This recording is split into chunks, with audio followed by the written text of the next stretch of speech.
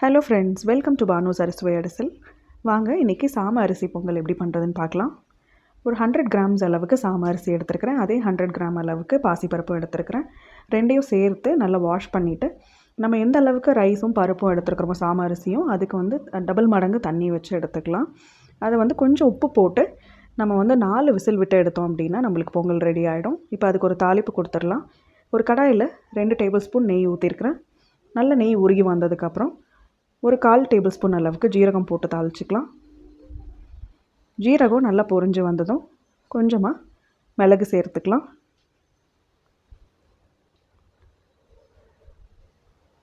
ஜீரகம் மிளகு பொரிஞ்சு வந்ததும் நல்ல பொடியாக நறுக்கி வச்சுருக்கிற இஞ்சி சேர்த்துக்கலாம்.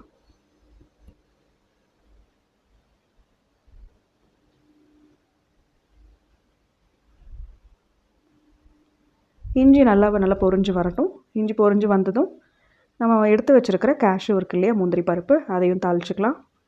முந்திரி பருப்பு தீய விடாமல் பொன்னிறமாக வறுத்து எடுத்துக்குவோம்.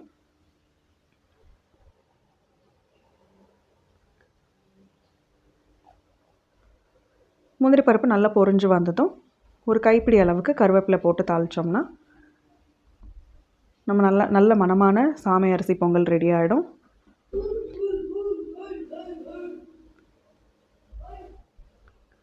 இப்போ இந்த தாளிப்பை எடுத்து நம்ம பொங்கலில் கொட்டி கலக்கி விட்டோம் அப்படின்னா நம்மளுக்கு ரொம்ப அருமையான ரொம்ப சுவையான நம்மளுக்கு சாமை அரிசி பொங்கல் கிடைக்கும். பாருங்கள் எப்படி நல்லா வெந்து வந்திருக்கு.